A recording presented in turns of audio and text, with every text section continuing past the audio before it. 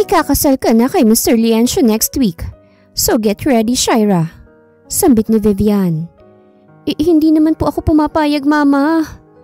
Isang malakas na sampal ang tumama sa pisngi ni Shaira. Nanlabo ang pandinig niya dahil sa lakas ng tama. Paano mo nagagawang tumanggi? Ikaw at ang tanga mong amang dahilan kung bakit tayo nabaon sa utang. Galit na sigaw ni Vivian, ang kanyang ina. Unti-unting tumulo ang luha ni Shaira. Hindi dahil sa sakit ng sampal, kung hindi dahil sa paraan ng pagtrato sa kanya ng sariling ina. Pakakasalan mo si Leoncio, gusto mo man o hindi. Bayad ka na, Shaira, kaya't wag mo akong ipahihiya kung ayaw mong maranasan ng tunay na parusa. Mom, hindi ko po talaga kaya eh. Umiiyak niyang sagot, nanginginig ang boses. Halos mas matanda pa po siya sa'yo. Ang tanda-tanda na niya. Dagdag niya pa. Ano kung matanda na siya? Mayaman siya at iniligtas niya ang kumpanya natin sa pagkakalugi. Imbis na magreklamo, dapat kang magpasalamat na mayaman at respetadong taong pakakasalan mo. Napakuyom ng kamao si Shaira. Bulag na ang kanyang ina sa pera at hindi na iniisip ang kanyang kapakanan. Huwag mo nang subukang tumakas, Shaira. Dahil kapag ginawa mo yan, ititigil kong suporta sa ospital kung nasa ng lola mo. Pagbabanta ni Vivian. Opo. Hala sige, layas. Ayoko nang makarinig ng kahit na anong reklamo mula sa'yo. Hindi na nagdalawang isip. Tumalikod si Shaira at lumabas ng silid-aklatan ng kanyang ama. Sa labas, nadatnan niya ang kapatid na si Leia na tila nakikinig sa kanilang pag-uusap. Ngumisi si Leia bago pumasok sa silid. Naiwang mag-isa naman si Shaira. Patuloy ang pag-agos ng luha niya habang nagmamadaling lumayo. Ayaw nang marinig ang mapanakit na salita. Relax lang, Ma. Sigurado naman akong hindi tatakas si Shaira eh. Takot na takot siyang mawala ang kaisa-isa niyang kakampi sa buhay. Ani Leia ng mayabang. Talagang hindi siya dapat makatakas. Kung hindi lagot tayo, lalo na kay Leoncio. Sagot ni Vivian. Ma, huwag kang mag-alala. Sisiguraduhin nating matutuloy ang kasal. Malaking pera kayang nakataya, kaya ako nang bahala. Sabi ni Leia, puno ng kumpiyansa. Nagpalitan ng tingin ng tatlo. Halatang may masamang binabalak. Samantalang nasa kanyang kwarto si Shaira, umiiyak habang yakap ang litrato nila ng kanyang yumaong ama. 3 taon na simula nang mamatay ang kanyang ama.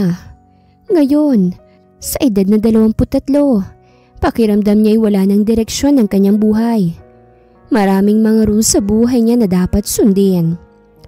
Dito ka na muna sa bahay, huwag kang aalis ha. Sundin mo na lang kami. Alam namin ang makakabuti para sa'yo. Parang nagiging dagdag pasaning ka na rito eh. Ako ang dahilan kung bakit buhay ka. Kaya't huwag kang umangal. Ito ang paulit-ulit na naririnig niya mula sa kanyang ina. Ngayon, balak siyang ipakasal sa isang matandang mayaman para lang maisalba ang negosyo ng kanilang pamilya. Parang wala akong sariling bahay. Sana nandito ka, Dad. Alam kong hindi mo hahayaan na mangyari to sa akin. Bulong niya sa sarili habang pinupunasan ng luhang dumadaloy sa kanyang pisngi. Hindi nagtagal, nakatulog siya sa bigat ng emosyon. Nagising siya sa malakas na pagkatok sa pinto. Pilit niyang iminulat ang kanyang mga mata't bahagyang inangat ang sarili mula sa kama. Sino kaya yun? Tanong niya sa sarili habang mabagal na binubuksan ang pinto. Ngunit sa halip na pamilyar na mukha, isang malaking lalaki ang bumungad sa kanya. Sino ka? Tanong niya. Halatang may halong kaba at takot ang tinig. Ngumiti ang lalaki. Ngunit ang ngiti nito'y hindi nakapagpakalma sa kanya. Ikaw si Shaira, hindi ba? Bakit? Ano kailangan mo sa akin? Sino ka ba? Hindi ako, pero ang boss ko ang naghahanap sa'yo. Sagot ng lalaki bago biglang hinawakan ang kanyang braso. Bitawan mo ako! Tulungan niyo ako! Sigaw niya. Nagpupumiglas upang makawala. Ngunit sa kanyang isip, alam niyang walang makakarinig o tutulong sa kanya. Mas malakas ang lalaki at kahit na anong pagpupumiglas ay hindi makawala si Shaira. Hinila siyang pababa ng hagdan. Ang kabog ng kanyang puso ay parang kidlat na hindi tumitigil. Sa ibaba ng madilim na silid, tumambad sa kanyang nakagapos sa kanyang ina, si Vivian, at ang kapatid niyang si Leia. Parehong tila nawala ng lakas ngunit halatang nagpupumiglas si Leia sa kabila ng takip sa kanyang bibig. Mama! Mahina niyang bulong habang nanlalambot ang kanyang mga tuhod. Tumulo ang luha niya nang makitang umiiyak na kapatid. Well, nakuha na namin ang kailangan. Bahala na kayo magtanggal ng tali. Sabi ng lalaking humilas sa kanya. Tumawa ito ng malakas, kasabay ng tila nakakalokong tingin. Dalawang lalaki pang lumapit kay Shaira at mariing itinali ang kanyang mga kamay sa likod. Ma! Ayokong sumama, Ma! Sigaw niya. Ang boses ay nanginginig sa takot at desperasyon. Sa isang sulok, nakita niya ang kanyang inang nakatali rin. Nagpupumiglas na parang ayaw siyang ipaubaya sa mga lalaki. Sa kabila ng pagkakagapos nito, halata ang determinasyon sa kanyang mga mata. Sa sandaling yun ay nagkaroon ng bahagyang pag-asa sa Shaira. Gusto siyang protektahan ng kanyang ina. Parang awa niyo na. Huwag niyong idamay ang anak ko. Nagmamakaawang sabi ni Vivian. Ang ina niya, na tila sinasaid ang natitirang lakas sa katawan. Ngunit tumawa lang ang lalaki. Huwag ka mag-alala. Hindi namin siya sasaktan. Sisiguraduhin lang naming makakarating siya ng ligtas sa boss namin. Baka pwedeng maghintay muna, sabi ni Vivian. Halatang desperado. Kailangan ko pa siya makausap ng maayos eh. Napatingin si Shaira sa ina at sa kabila ng takot, nakita niyang pagmamakaawa sa mga mata nito. Sa sandaling yun, naisip niyang gusto niya akong ipaglaban. Hindi mo yata kilala ang boss namin kung iniisip mong maghihintay siya, ha? Sagot ng lalaki ng may halong panunuya. Patulugin ng babae para wala ng abala. Nanlaki ang mga mata ni Shaira nang makitang isa pang lalaking lumapit sa kanya. May hawak tong puting panyo na may kakaibang amoy. Huwag! Parang awa niyo na! Sigaw niya habang nagpupumiglas. Ngunit masyadong malakas ang lalaki. Pinilit nilang takpan ang ilong niyang gamit ang panyong yon na may kemikal. Sa una, sinusubukan niyang pigilan ang paghinga. Ngunit nanghina rin siya sa kalaunan. Habang nanlalabo ang kanyang paningin, huling nakita niya ang kanyang inang nagpupumiglas. At ang umiiyak na sila Vivian at Leia. Ayaw nilang kunin ako. Ayaw nilang mangyari to. Ito ang huling pumasok sa isipan niya bago tuluyang nilaman ng kadiliman ang kanyang ulirat. Iyon ang huling naisip niya bago siya nawala ng malay. Nang tuluyang mawala ng malay si Shaira dahil sa amoy ng kemikal, agad tinanggal ng mga lalaki ang tali nila Vivian at Leia. Aray naman! Tagal niyong patulugin ng tanga ha? Reklamo ni Leia habang hinihimas sa mga puso niyang namula dahil sa pagkakagapos. Ang takot at luha kanina ay pawang palabas lamang. Ngayon, bakas ang inis sa kanyang mukha na parang nasayang ang oras niya. Dalhin niyo na si Shaira kay Leoncio. Malamig na utos ni Vivian habang inaayos ang gusot sa kanyang damit. Ayoko nang madagdagan pang sakit ng ulo ko. Bahala na siyang magkulong sa kanya. Tumigil siya sandali at ngumisi. Ibinaling ang tingin kay Shaira na nakahandusay at walang malay sa sahig. At huwag mong kalimutang sabihin, salamat sa dagdag na 2 milyon. Talagang naniwala siyang wala tayong alam sa nangyari, no? Sabat ni Leia na tumawa ng malupit. Tumangutango pa ito. Tila natutuwa sa kahinaan ng kapatid. Kawawang Shaira. Patuloy ni Leia habang pinupunasan ng natuyong luha sa pisngi. Ang dali-dali niyang linlangin. Parang tatay niya lang. Masyadong maawain. Masyadong mahina. Nagsimulang maglakad ang mga lalaki. Binuhat si Shaira ng parang walang buhay na manika. Sa bawat hakbang, naririnig ni Vivian at Leia ang kalansing ng kanilang sapatos sa malamig na sahig. Sa loob ng madilim na silid, Naiwan ng halimuyak ng kemikal at ang mga bakas ng plano nilang walang bahid ng pagsisisi. Siguraduhin mong makararating siya kay Leoncio, ha? Muling bilin ni Vivian bago siya humarap kay Leia.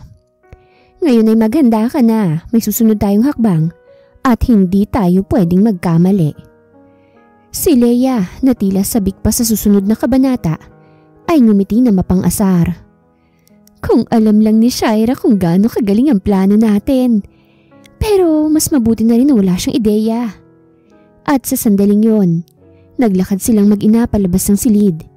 Iniwang magulo ang mundo ng walang kamalay-malay na si Shaira. Sa loob ng isang magarang itim na kotse, mahigpit na hawak ni Leonard ang manibela.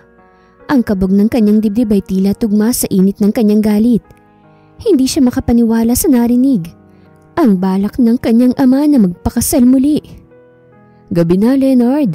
Hindi ba pwedeng bukas na lang natin bulabugin si Tito Leoncio? Tanong ni Adrian. Ang matalik niyang kaibigan na nakasandal na tila pagod na pagod sa mahabang biyahe. Hindi pwede.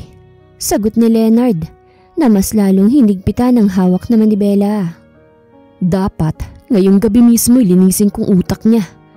Kung kailangan ko siyang palaklakin ng holy water para matauhan siya, gagawin ko. Napailing si Adrian ngunit hindi maitatanggi ang bahagyang takot sa tono ng kaibigan. Alam mo, honestly I don't see what's wrong about him marrying another woman. Kung talagang nagmamahalan sila, hindi ba dapat hayaan mo na lang siya? Napangisi si Leonard. Ngunit ang ngiting yun ay puno ng hinanakit. What's wrong? Let me remind you, Adrian. My mother is still alive. She's not just in her mind. Napakuyam ang kanyang kamaot na tahimik si Adrian. Alam niyang hindi na dapat pang ungkatin ang sensitibong usapin tungkol sa ina ni Leonard.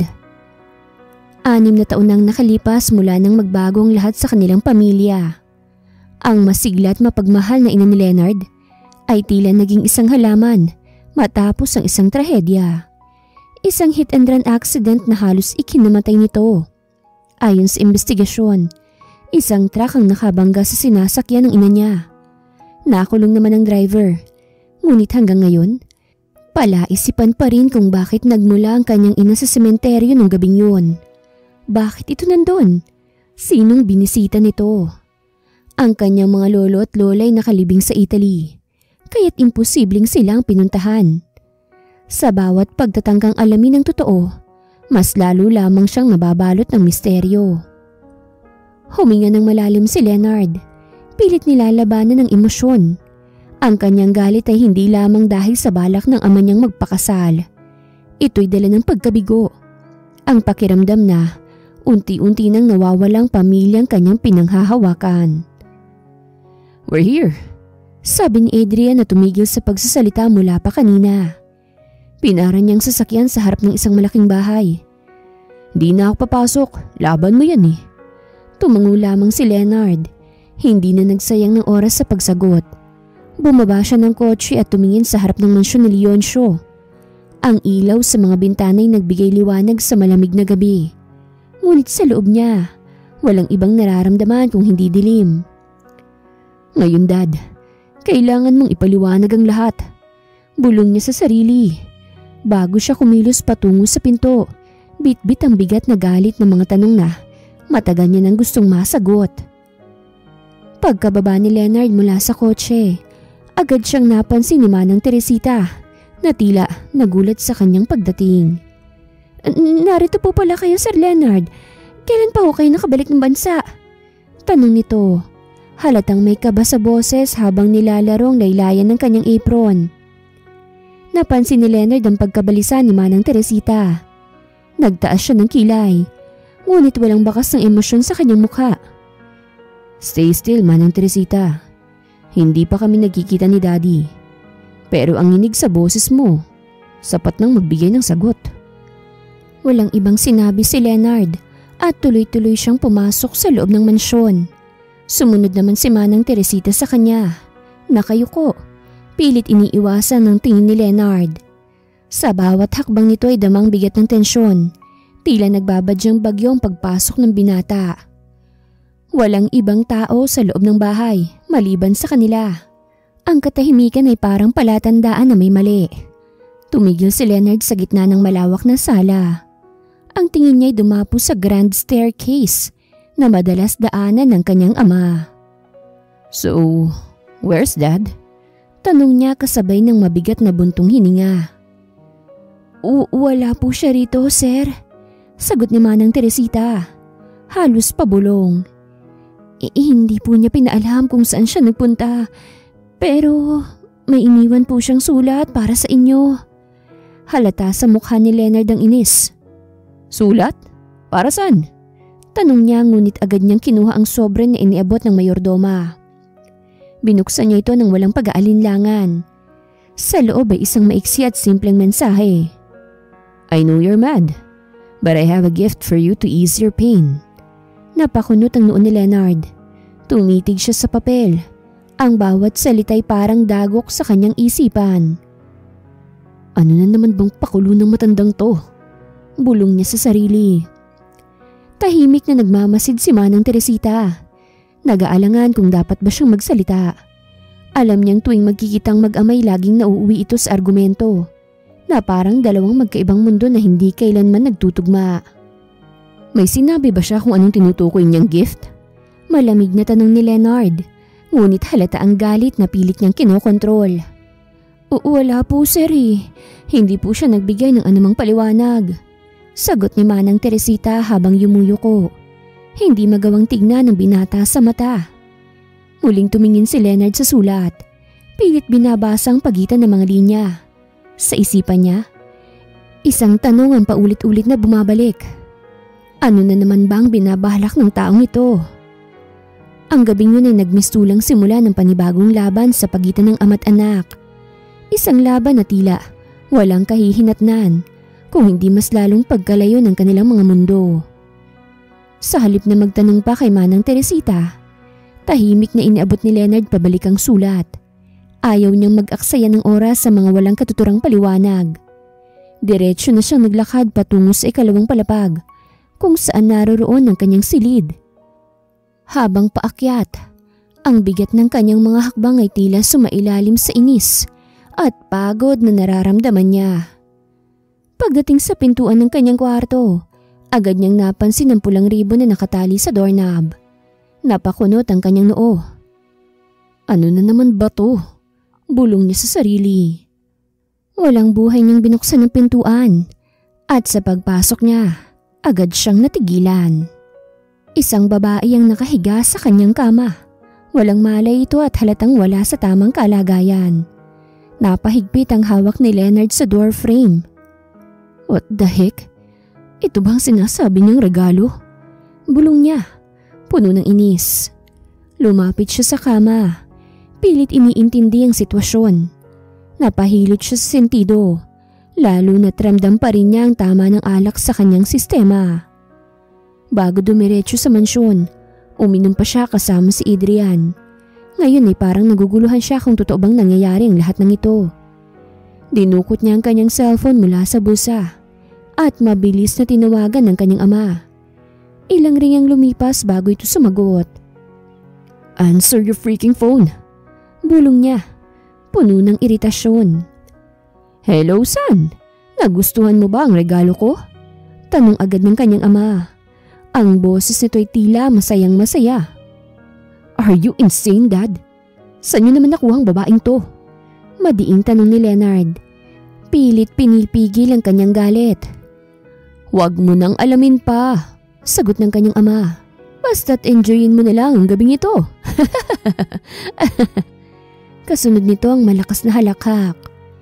Sa kabilang linya, narinig ni Leonard ang malalakas na tugtugan. Napahilot siya sa kanyang sentido. Tila hindi makapaniwala sa sinasabi ng ama. Teka, nasan ba kayo? Don't tell me you're having your bachelor party. Tanong niya. Nangingibabaw ang inis sa kanyang boses. Ngunit tawa lang naging sagot ng kanyang ama bago biglang naputol ang tawag. Napatitig si Leonard sa babaeng nakahiga sa kanyang kama. Bahagyatong gumalaw at isang mahinang ungol ang narinig niya. Agad niyang napansin ang maamong mukha nito. Sa gitna ng inis, hindi niya maiwasang humanga. Ang babae tila isang anghel. Maputi, makinis ang balat, at ang kanyang suot na itim na lingerie ay lalo pang nakapagpatingkad sa inosenteng ganda nito. Marunong siyang kumilatis sa mga tao, at sa tingin niya hindi ito isang bayarang babae. Ang kilos nito, ang itsura, ang lahat ng yun ay nagpapahiwatig ng pagiging inosente. Pero kahit na ano pa siya, hindi maikakaila ni Leonard ang nararamdaman niya ngayon. Ramdam niya ang pag-init ng kanyang katawan at alam niyang nawawala na siya sa kontrol. Damn it! Bulong niya, pilit nilalabanan ng sarili.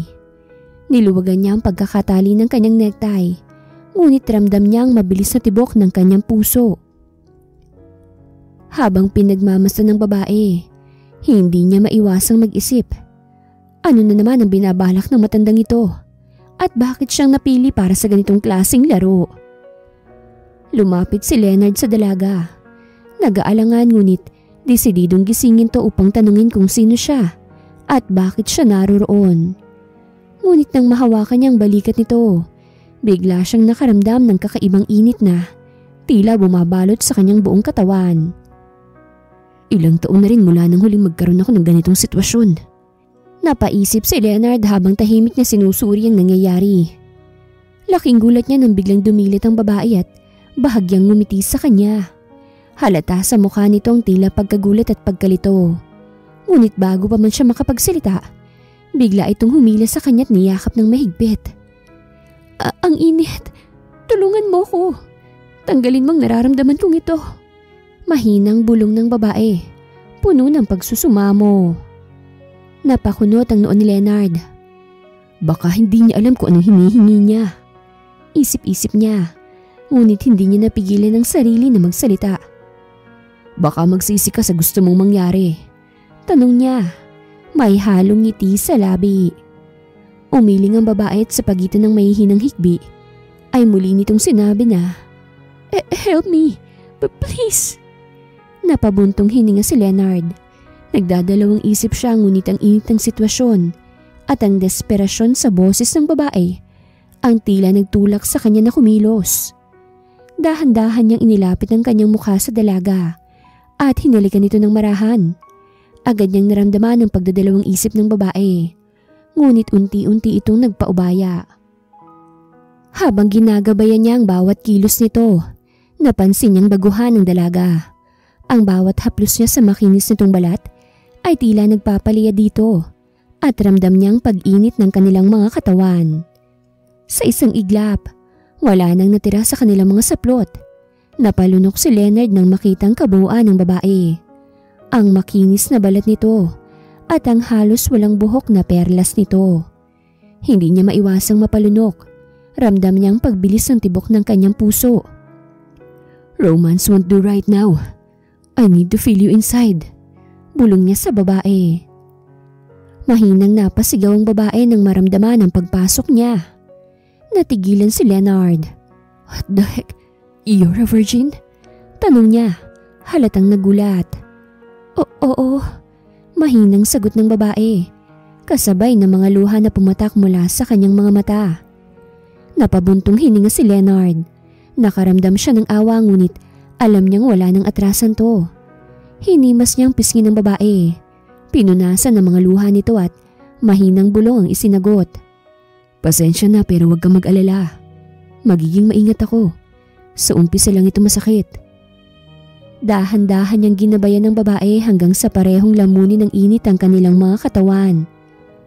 Kinabukasan, nagising si Shaira na para bang binagsakan ng mabigat na bagay ang buong katawan niya.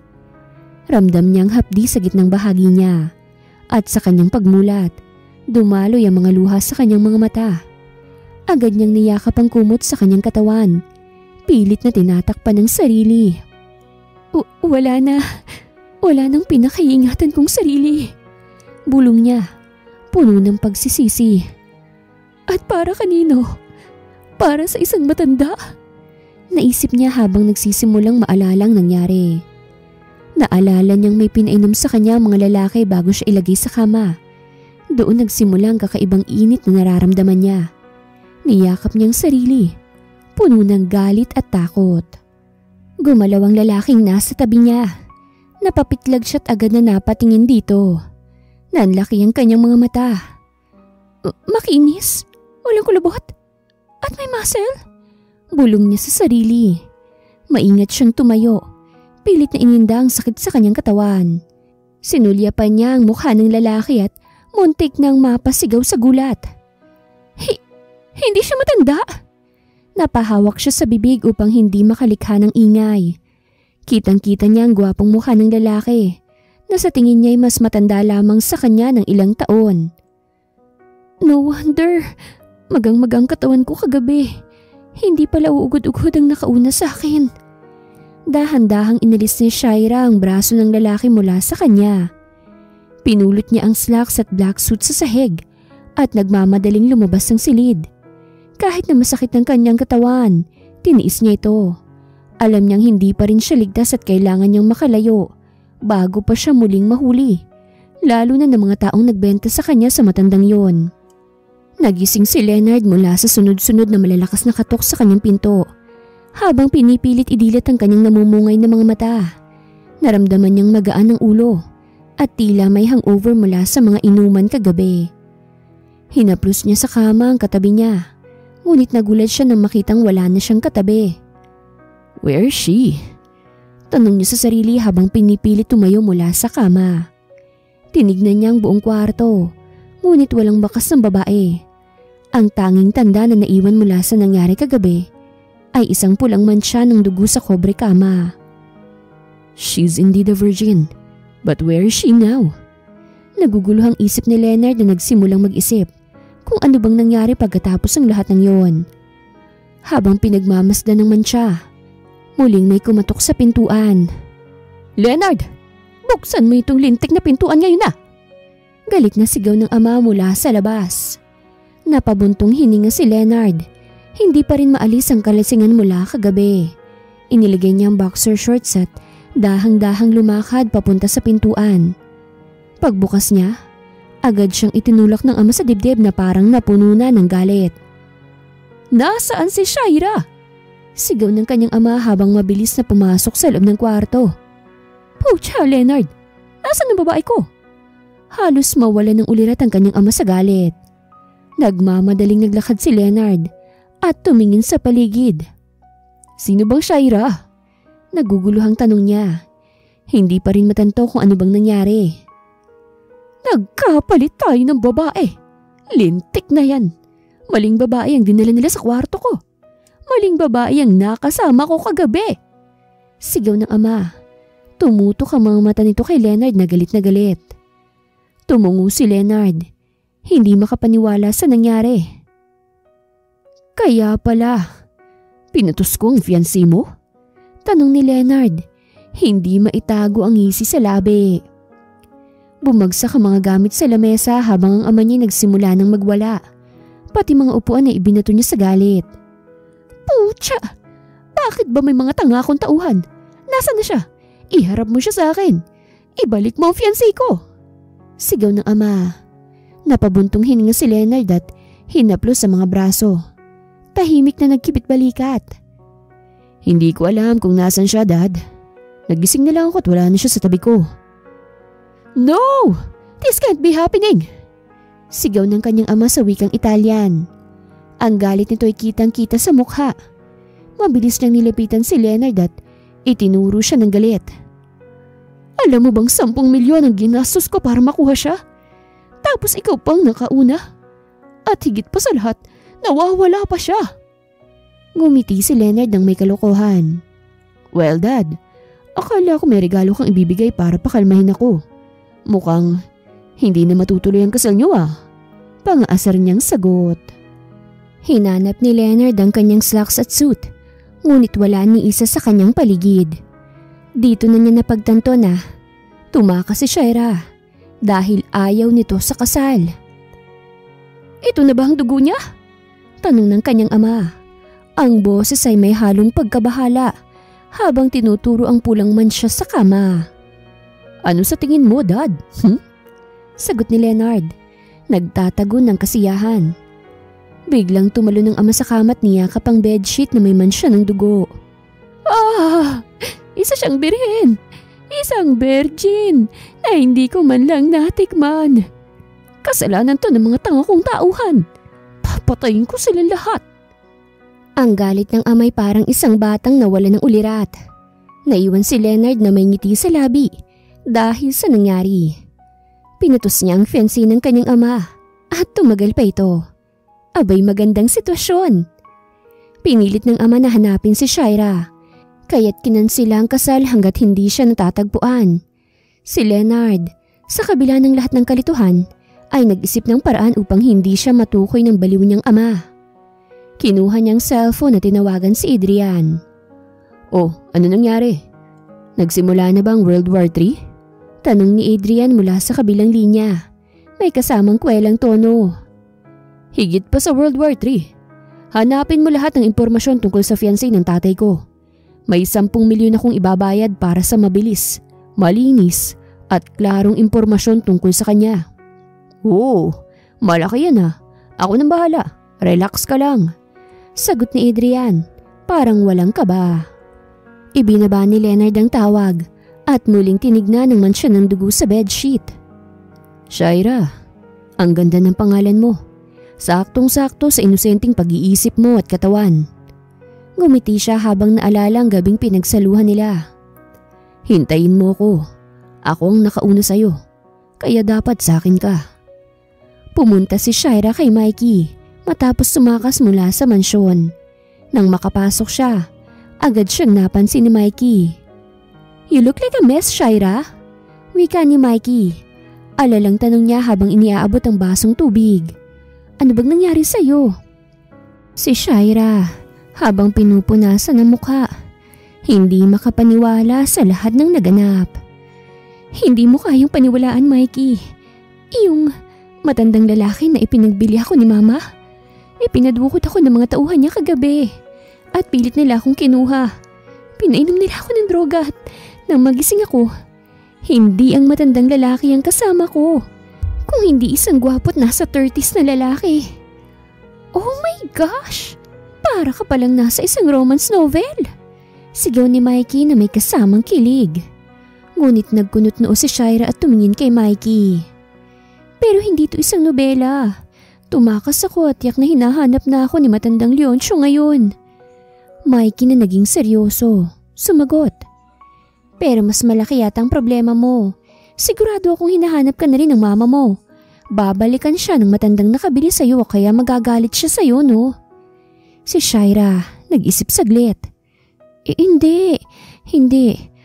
Parang may nangyari kagabi. Parang ayaw naman akong ibigay ni mama sa kanila. Siguro naman natauhan na siya kaya ayaw na niya akong ibenta. Habang nagsasalita si Shaira, biglang tumunog ang cellphone ni Mikey. Mukhang alam na ng mama mo kung nasan ka. Tingnan natin, sabi ni Mikey sabay turo sa screen. Ipinakita ni Mikey ang screen ng cellphone at nakita ni Shaira ang pangalan ng mama niya. Sumagot si Mikey at isang galit na boses ang umabot sa kabilang linya. Huwag mong tutulungan ang anak ko ha, kung hindi isasama kita sa kamalasan niyang dala. Sigaw ng nanay ni Shaira bago pinatay ang tawag. Demonyita talaga yung nanay mo, no? Inis na sabi ni Mikey. Parang pinagtulungan ka lang nila kagabi. Pumikit si Shaira at pinahid ang kanyang mga mata. Hindi niya mapigilan ang pagdaloy ng mga luha. So plano pala nila ito para mas madali nila akong makuha. Bayad na ako. Bakit ko ba naisip na matatauhan pa si mama? Napagdesisyonan ni Shaira na kailangan niya ng lumayo. Kailangan ko nang umalis dito, Mikey. Sigurado akong madadamay ka kung magtatagal ako dito sa bahay mo. Nag-isip si Mikey ng solusyon. Alam ko na. Ang boss namin nag-hire ng bagong sekretary. Pwede kitang irekomenda kung gusto mo. Tapos maghanap tayo ng apartment kung saan ka pwedeng tumira. Magkakaroon ka pa ng trabaho. Napalakas ang ngiti ni Shaira. Talaga? Oo, gusto ko yan. Magtatrabaho ko para makaipon at kapag nakaipon na ako, aalis ako ng bansa para hindi na nila ako matagpuan. Nagyakapan sila ni Mikey. At sa mga sandaling yon, Ramdam ni Shaira ang init ng suporta mula sa isang tunay na kaibigan. Salamat, Mikey. Hindi ko alam kung anong mangyayari kung wala ka. Sa ngayon, parehas nilang alam na kailangan nilang magmadali. Kung may magtatanggang pumunta sa bahay ni Mikey, kailangan nilang makaalis ng mabilis. Ngunit sa kabila ng lahat ng nangyari, nagpapasalamat si Shaira na may isang kaibigan siyang mapagkakatiwalaan at handang tumulong sa kanya. Pumasok si Adrian sa opisina ni Leonard. Hawak ang isang brown envelope. Narito na mga impormasyon tungkol sa fiancé ni Tito Leoncio. Sabi niya habang inilalapag ang envelope sa ibabaw ng mesa. Itinigil ni Leonard ang ginagawa at agad kinuha ang envelope. Binuksan niya ito at nagsimulang suriin ang laman. Shaira Santos? Mababasa ni Leonard mula sa kopya ng birth certificate. 25 years old. Walang trabaho? Walang career? Tanong niya habang tinitignan ng ibang impormasyon. Nakakunot ang noo. Bakit ganun? Wala ba siyang pangarap? Parang meron pero pinatigil siya ng tatay niya. Sagot ni Adrian. Tinignan pa ni Leonard ang mga detalye sa papel. Ngunit lalo lang siyang naging curious nang makita ang mga litrato ni Shaira. Simple ngunit magandang babae. Napaisip si Leonard kung papaano itong nakapasok sa buhay ng ama niya. At bakit hinayaan ni Vivian Santos na ibenta ang sariling anak. May mga alingaw-ngaw si Leonard tungkol kay Vivian. Isang negosyanteng hindi marunong magpatalo at gustong siya lang ang laging panalo. Pero hindi niya inisip na kaya rin itong ibenta ang sariling anak para lang sa pera. Ang sakim ng tao na ito, hindi ba? Pero hindi ko inakala na kaya niyang ibenta ang sariling dugot laman. Para saan? Para lang sa pera? Sabi ni Leonard, tinitingnan ang impormasyon. May kapatid siya na halos kaedad lang niya. How come na magkaedad lang sila? Tanong ni Leonard, tila nagulat sa bagong detalye. Oo, mukhang si Miss Vivian ay isang sinungaling at manluloko. Sagot ni Adrian. Habang nagsusuri ako tungkol kay Shaira, nalaman ko na hindi magandang trato sa kanya ng nanay at half-sister niya. And guess what? Hindi alintana ni Vivian kung ano bang mangyari sa kanya. Tumango si Leonard at napatulala ng bahagya. Muling bumangon sa kanyang isipan ang tagpong yun kung saan nakita niyang naluha si Shaira nang gabing magkasama sila. Nakaramdam siya ng awa at konsensya. May isang bahagi sa kanya na gustong hanapin si Shaira at ilayo siya sa mga problema niya, na para bang may responsibilidad siyang protektahan siya. Sa gitna ng mga litrato, nakita ni Leonard ang isang larawan ng isang babaeng kamukha ni Shaira. Buhat-buhat ang isang sanggol. Yan ang tatay niya na pumanaw na 6 na taon nang nakakalipas. Sagot ni Adrian. Sinundan ng mga detalye. Namatay sa aksidente sa sasakyan pero hindi masyadong malinaw ang mga detalye dahil hindi na inaksyonan pa ni Vivian. Tinanggap na lang niya ang pagkawala ng asawa niya. Tapos, dumating ang mistress niya at ang anak nitong si Leia. 6 na taon nang nakakalipas. Parehong taon kung kailan din aksidente si Mommy. Sabi ni Leonard na hindi inaasahan ang mga salitang yon. Tumango si Adrian. Pero hindi yata parehong araw yon. Mahirap naman siguro yun. Di naman konektado ang mga nanay nila. Tama si Adrian. Ang pagkakasunod-sunod ng mga pangyayari ay hindi magkakaugnay. Kaya't hindi ito posible. Siya nga pala. May lola pa siya. Nasa Shines Hospital. Yun ang ginagawang panakot ni Vivian para mapasunod niya si Shaira. Napatango si Leonard. Gawin mong lahat ng makakaya mo para mailabas ang lola niya ron at ilipat mo sa ibang ospital. Siguraduhin mo rin na hindi malalaman ni Vivian. Okay, noted boss. So, makikredit ba sa account ko ang 10 milyon? Napangisi si Leonard. Hindi ko ba nasabi na kasama na sa bayad ang paghahanap sa kanya? Nagbago ang tono ni Adrian. Wala ka man lang sinabi. Paano nga hanapin ko siya? Di ko nga alam kung paano siyang nakatakas. Sagot ni Adrian na naguguluhan. Tumakas siya kinabukasan pagkatapos ng may mangyari sa amin. Sagot ni Leonard. Wait, ano? Anong klaseng kalokohan to? Tanong ni Adrian. Ang mga matay malaki sa gulat. Magiging stepmother mo siya, dude. O baka siya ang magiging ina ng magiging anak ko. Pabirong sagot ni Leonard. Hindi makapaniwala si Adrian at nahawakan ang ulo niya. Hindi pwede. Hindi ka ba gumamit ng proteksyon? Hindi. At siya ay birhen nang makuha ko. Kaya sa tingin ko, ako ang may pananagutan sa kanya. So ano ng plano mo? Pakakasalan mo siya? Nagkibit balikat si Leonard. Malalaman natin yan kapag nahanap mo na siya. Habang tumatawa si Adrian, iniisip na hindi naman seryoso ang mga sinasabi ng kaibigan. So, paano ba yan? Hahanapin ko na muna ang soon-to-be wife mo para makuha ko ng reward ko. Go ahead at tawagan mo ko kapag nahanap mo na siya. Matapos ang fist bump, umalis na si Adrian at naiwan si Leonard sa opisina. Nakatingin sa mga litrato at impormasyong nasa harapan niya. Ngumiti siya sa sarili at nagpasya. Shaira Santos, kapag nahanap kita, ipagtatanggol kita laban sa iyong ina. Kahit si daddy hindi ka mahahawakan, gagawin kitang sakin dahil may isang bagay sa buhay ko na magbabago at ikaw lang makakagawa nun. Habang abala si Leonard sa kanyang mga iniisip, si Shaira naman ay puno ng pag-asa sa bagong simula.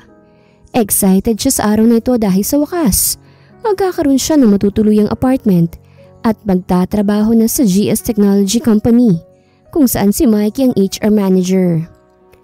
Ang fresh ng aura mo ngayon, sis, sabi ni Mikey nang makita si Shaira.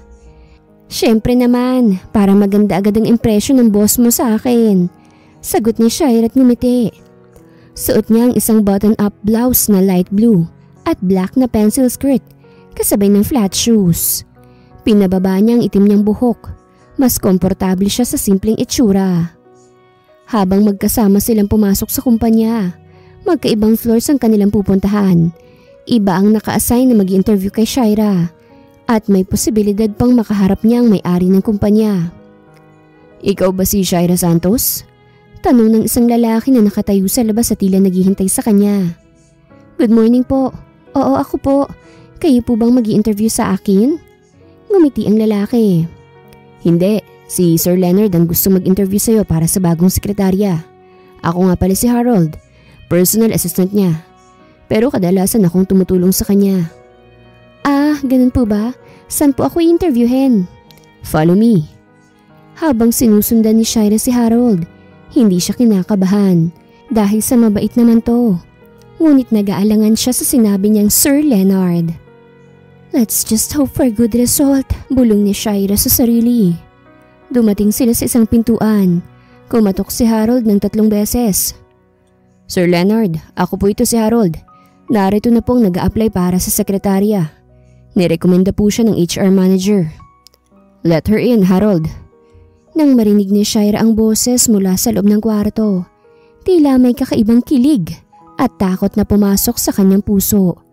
Pamilyar sa kanya ang boses ngunit nagdulot ng kalituhan. Good luck, Miss Santos, sabi ni Harold saka binuksan ng pinto.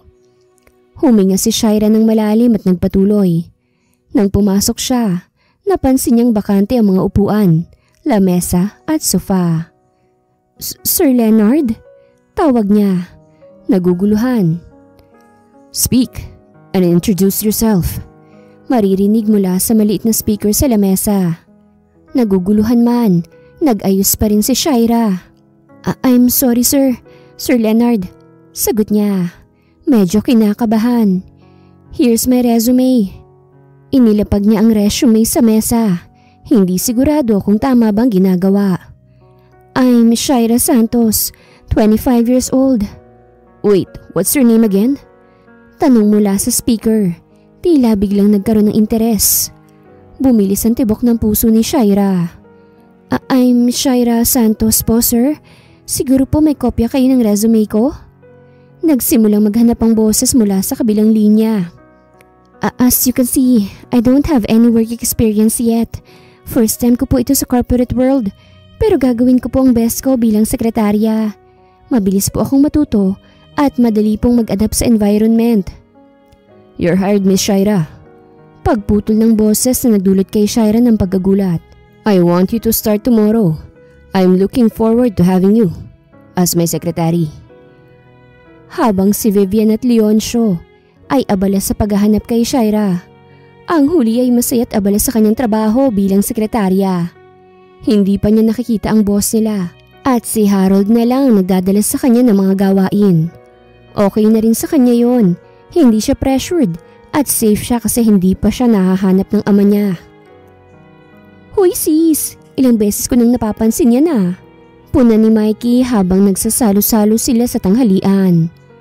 Sumubo si Shaira ng isang kutsarang kanin na may menudo at uminom ng sterilized water bago sumagot. Ano ka ba? Siyempre pagod na pagod ako at gutom at ine-enjoy ko lang ang buhay ko. This is my first time to have my freedom. Tumingin si Mikey, may halong concern. Oo nga. Pero kasama ba sa enjoyment mo ang pagtaba?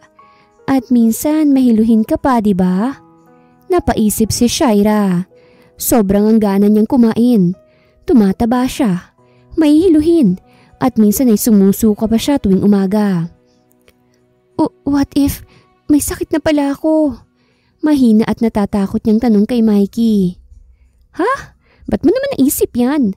Ano bang nararamdaman mo? Tanong ni Mikey. Nag-aalala. Minsan kasi tuwing umaga pagising ko, parang hinahalo yung sikmura ko, tapos nasusuka ako. Sagot ni Shaira, nakatingin kay Mikey na may takot sa mga mata. Napahawak si Mikey sa bibig. OMG Shaira! What? Ano? May sakit ba ako? Ano? Tanong ni Shaira, naguguluhan. Hinampas si Mikey sa balikat si Shaira. Hindi ko naman sinabing may sakit ka pero buntis ka. Ha? Ako buntis? Tanong ni Shaira. Namutla sa gulat. Kailan ba yung huling regla mo? Last month pa. 3rd week siguro. Hindi ko na matandaan eh. Natataranta niyang sagot. Baka nga. Kahit isang beses lang may nangyari sa inyo, pwede ka pa rin namang mabuntis. Lalo na kung fertile ka nung araw na yon. Kailangan nating magpunta sa ospital para makasigurado tayo. Paliwanag ni Mikey. Habang abala sila sa usapan, narinig ni Harold ang kanilang pinag-uusapan mula sa kabilang mesa. Inutusan siya ni Leonard na bantayan si Shaira at mag-report araw-araw. Ngayon, may natutunan siyang mahalagang impormasyon. Agad tinawagan ni Harold si Leonard. Sir Leonard, may bagong impormasyon ako. Sambit ni Harold nang sagutin ni Leonard ang tawag. What is it, Harold? Tanong ni Leonard. Kanina, narinig ko sila Miss Shaira at ang kaibigan niyang nag-uusap. Akala nila buntis si Shaira. Mukhang pupunta sila sa ospital ngayon para magpa-check up. Damn it! Mura ni Leonard. Sundan mo sila, Harold. Huwag mo silang pabayaan. Text me the address once you get there. Nasa Cebu ako ngayon. Matatagalan akong makapunta sa Manila. It might take an hour. Keep me updated, okay? Masusunod po, Sir Leonard. Habang papunta sa ospital sila Mikey at Shaira, ramdam ni Shaira ang bilis ng tibok ng puso niya. Takot siya sa posibleng kahihinat na ng buhay nila ng magiging anak niya. Hindi ito nakaplano at lalo na't delikado ang buhay niya ngayon. Lihim niyang hinawakan ng tiyan.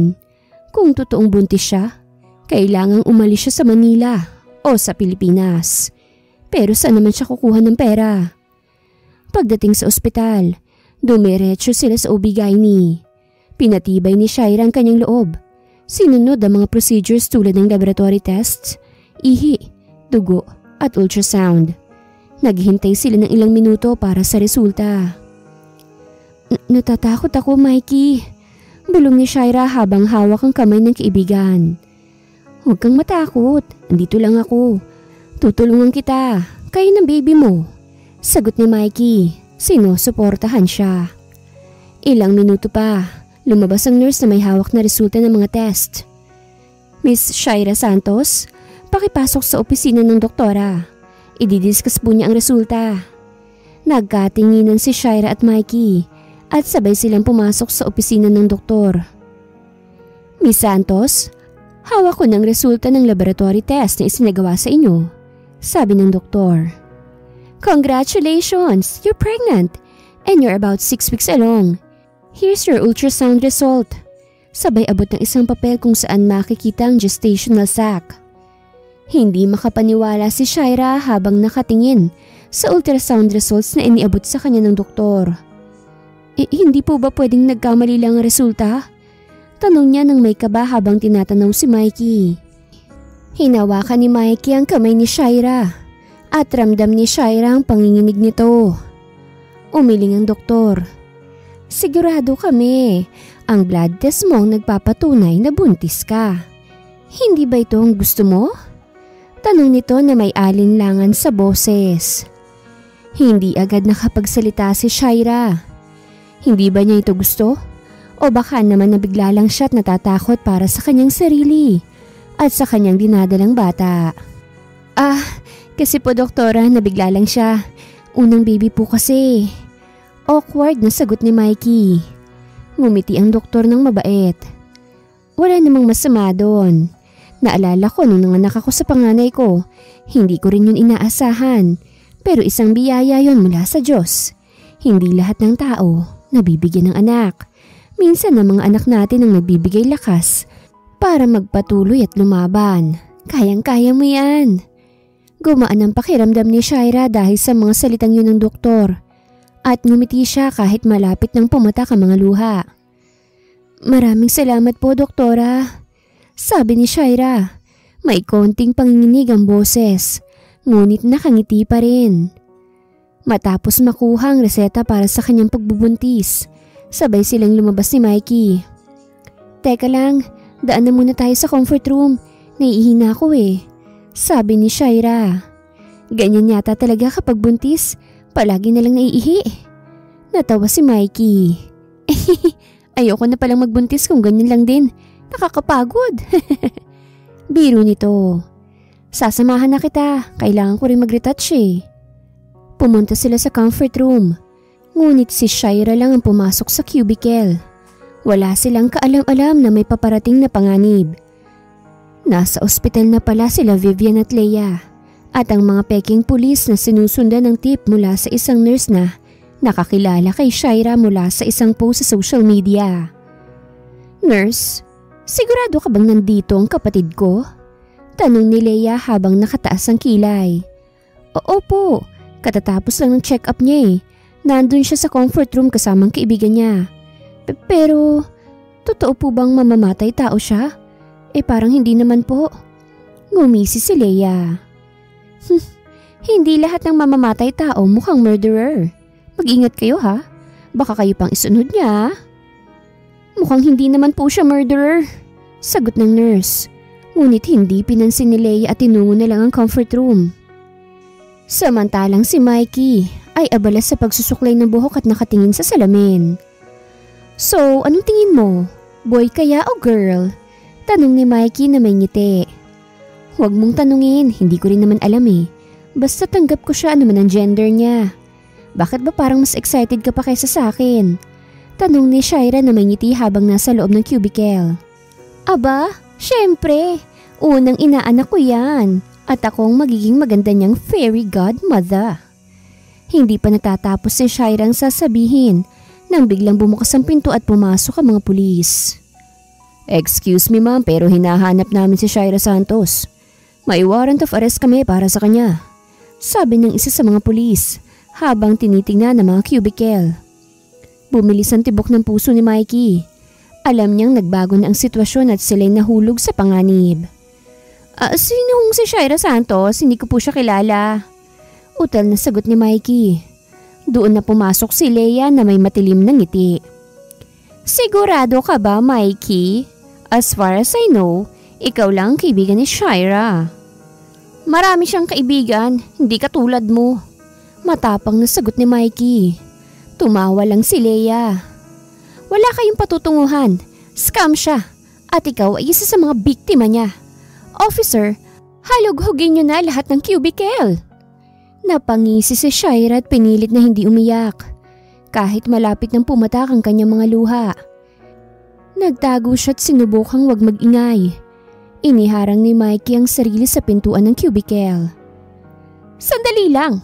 Ano bang kasong isinampalaban sa kaibigan ko? Sila ang dapat na makulong. Sabi ni Mikey habang tinuturo si Leia. Ibinenta nilang kaibigan ko para sa kanilang sariling kapakanan. Sila nga ang dapat hulihin eh. Ngumisi si Leia. Bobo mo. Wala kang alam kung sinong kinakalaban mo. Hindi sila totoong mga pulis. Mga tauhan sila ni Mr. Leoncio. Shaira, kung naririnig mo ako, lumabas ka na para iligtas tong kaibigan mo. Hindi kinaya ni Shaira na madamay pa si Mikey, kaya't pinunasan niyang luha at lumabas ng cubicle. Bestie, bakit ka lumabas? Tanong ni Mikey na may luha sa mata. Hinawakan ni Shaira ang kamay ni Mikey. Ayokong madamay ka pa. Wala na tayong ibang pupuntahan. Oh, nakaka-touch naman. Hulihin niyo na siya. Isang lalaking nakasuot ng uniforme ng pulis ang mabilis na nagboses kay Shaira at hinila siyang palabas ng comfort room. Pinagtitinginan sila ng mga tao sa ospital, kaya't napayuko na lang si Shaira. Bago sila makalabas, nakita ni Shaira ang kanyang ina na nakangisi at galit na galit sa kanya. Bago siya nakagalaw, isang kamay ang humablot sa kanya papunta sa ibang direksyon. Takbo! Bilisan natin! Sigaw ni Mikey. Hindi inaasahan ng lahat, pati na rin si Shaira ang ginawa ni Mikey. Nakita pa niyang naglabas ng baril ang isa sa mga lalaki, ngunit pinigilan siya ng isa pa. Huwag kayong magpapaputok, malilintikan ako kung may madadamay na sibilyan. Paalala ni Paolo, ang pulis na pinsan ni Leia. Habulin niyo na lang sila! Sigaw ni Leia at nagtakbuhan sila papunta sa labas ng ospital. Pagdating nila sa kabilang bahagi ng ospital, nagtago sila sa likod ng isang kotse at huminga ng malalim. Ang tapang mo, Mikey! Hindi ko inisip na gagawin mo yan. Singhal na sabi ni Shaira habang nagtago sila. Ikaw lang naman tong mahina eh. Hindi ko papayagan na makuha ka nila ng ganun-ganun lang. Mga demonyo sila. Habang nagtatago, nakita nilang nilapitan sila ng isang lalaking may malamig at nakakatakot na aura. Si Vivian, kasama ang mga peking pulis ay napailing at ngumisi. Kayo ba ang mga tauhan ni Leoncio? Tanong ni Vivian. Walang nagsalita at binigyan ng daan ng isang lalaking may madilim na aura. Si Shaira, napansin niya ang pamilyar siya at natigilan.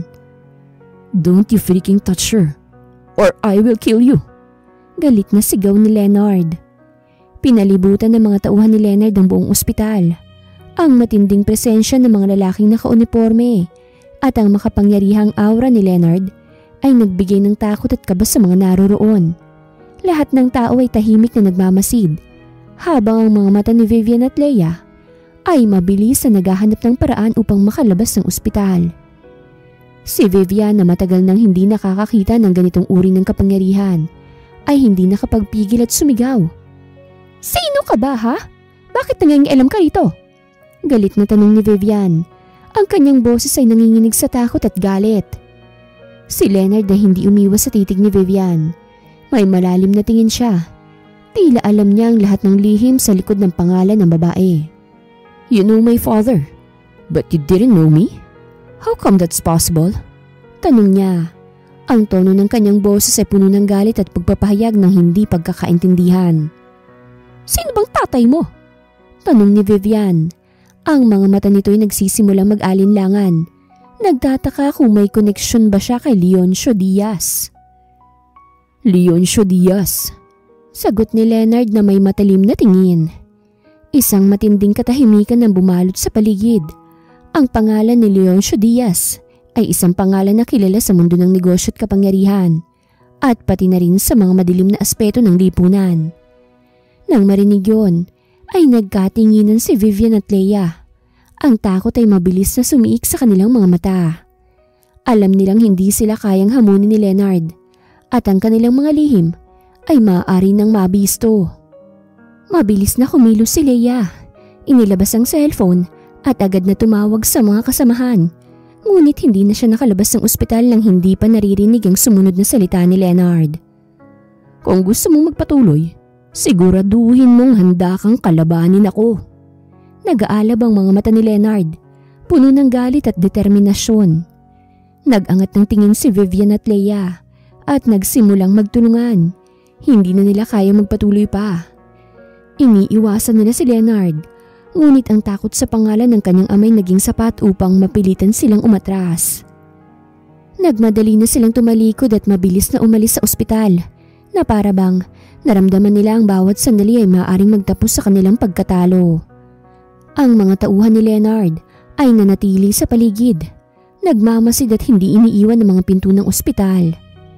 Nanatili si Shaira na parang bato at ang puso niya mabilis na kumakabog habang nakatitig kay Leonard, ang lalaking pamilyar na sa kanya. Ang katotohanan ay tumama sa kanya tulad ng isang alon. Siyang anak ni Leoncio, ang lalaking bumili sa kanya. Papaano nga ba silang nakarating dito? Shaira, tama ba? Tanong ni Leonard.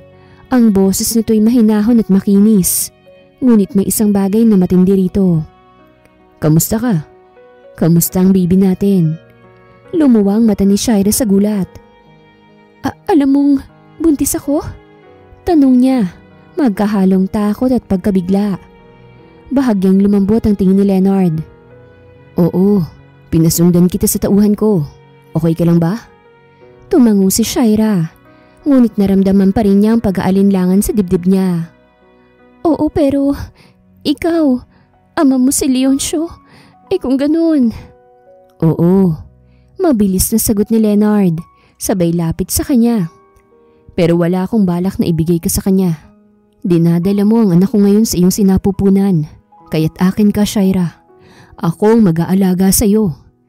Bumigat ang mga salitang yun sa kanyang puso at sandaling hindi niya alam kung pangako ba ito o banta. Nilunok niya ang kanyang laway. Ang boses ay mahina't nanginginig habang sinusubukan niyang manahimik. Anong ibig mong sabihin, Leonard? Ibig mo bang sabihin na kailangan kong manatili sa'yo? Hindi inaalis ni Leonard ang mata niya sa kanya. Malalim ang tingin, ngunit may halong pag-aalaga.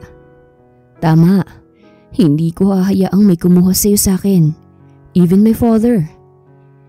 Dinala ni Leonard si Shaira sa malaking bahay nila. Ang bawat hakbang ni Shaira ay puno ng kaba. Hindi niya alam kung anong mangyayari sa kanya, lalo na nang makita ang mga marangyang bagay sa paligid. Wala na siyang magawa kung hindi ang sumunod. Pumasok sila sa isang silid na may kalakihang kama. Doon ay tumawag si Leonard ng isang private doctor upang suriin siya at ang baby sa kanyang sinapupunan. Maya-maya, pumasok ang doktor. Isang babae na may mahinhing itsura at suot na puting coat. Sinusuri si Shaira. Doc, how's our baby? Tanong ni Leonard. Ang tono ng boses nito'y may halong pagiging seryoso at pag-aalala.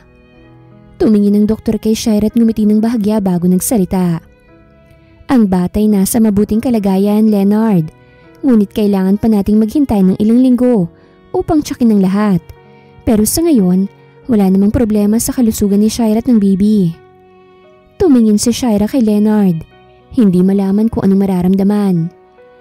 Ang pangako ni Leonard na aalagaan siya at ang bata ay patuloy na gumugulo sa kanyang isipan.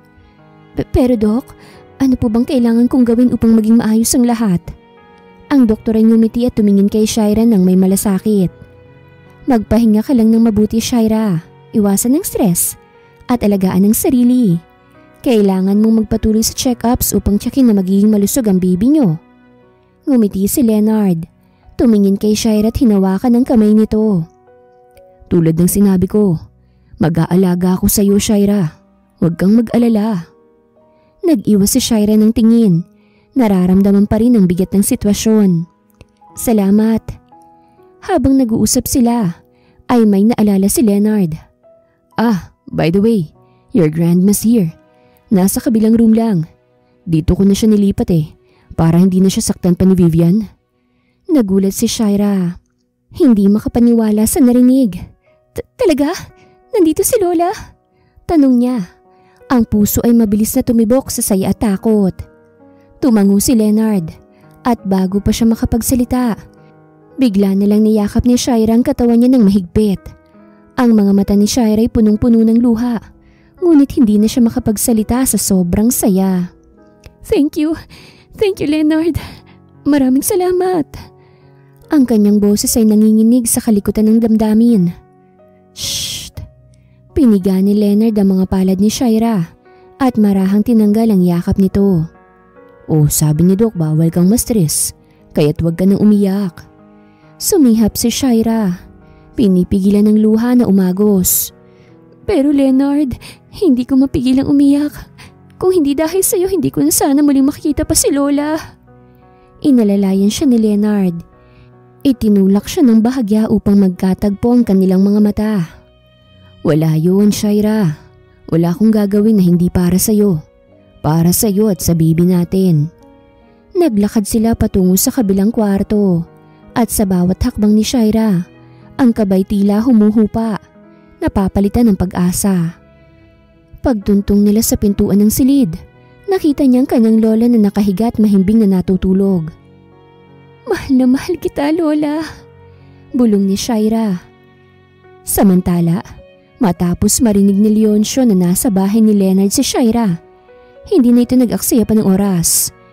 Hindi pa man tuluyang lumubog ang araw, dumating siya sa bahay ng anak. Nagmamadali.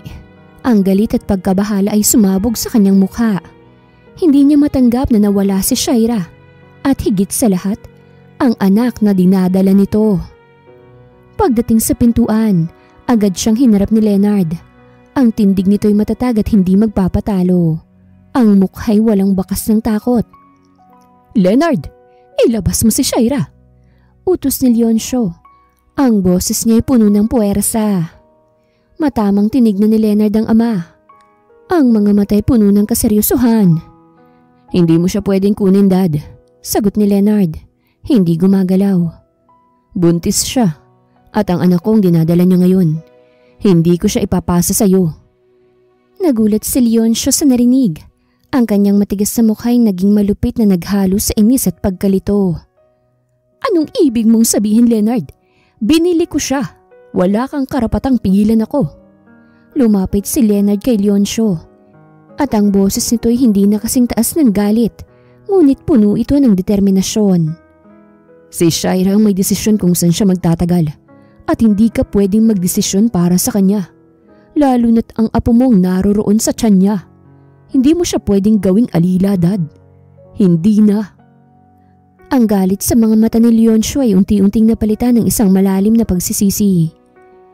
"Si Shaira, hindi pwedeng magdesisyong mag-isa," sigaw niya. Ngunit alam niyang ang mga salitang yun ay mamalaking agwat na siyang kailangang tawirin upang maibalik ang kontrol. "Hindi mo na siya matatakot, Dad," sabi ni Leonard. Ang tono'y malumanay ngunit matibay. "Wala ka nang magagawa. Si Shaira at ang anak namin ang mahalaga ngayon." Hindi na nagtagal pa si Leoncio sa harap ng anak. Nagbigay siya ng isang matalim na tingin kay Leonard bago siya umiwas. Naglakad papalayo. Bitin sa sagot na inaasahan niyang madali lang niyang makukuha. Si Leonard na ngayon ang kasama ni Shaira at tila wala na siyang lugar doon. Habang nakatayo sa may pinto, narinig ni Shaira ang lahat ng sinabi ni Leonard kay Leoncio. Ang kanyang puso ay pumintig sa bawat salitang ipinaglalaban siya ng lalaki. Ang damdamin niyang magkahalong gulat at siya'y hindi maipaliwanag. Sa kabila ng takot at kalituhan, naramdaman niyang may taong nagmamalasakit sa kanya. Isang taong hindi siya basta-bastang bibitawan. Matapos umalis ni Leoncio, dumaan si Leonard sa pintuan at nang makita ni Shaira ang itsura nito, hindi na niya napigilan pa ang mga luha na sumikos sa kanyang mga mata. Hindi na niya pinigilan ang sarili at lumapit siya kay Leonard. Ang mga kamay ay nanginginig sa damdamin. "Leonard, salamat." Ang boses ni Shaira ay mahina at puno ng pasasalamat. Ngunit ang puso niya, puno ng saya at pag-asa. "Maraming salamat sa pagtatanggol mo sa akin." Naglakad si Leonard patungo sa kanya at dahang-dahang inilagay ang mga kamay sa balikat ni Shaira. "Wala kang dapat ipagpasalamat, Shaira," sagot ni Leonard. Ang mga mata nito'y seryoso ngunit may halong malasakit.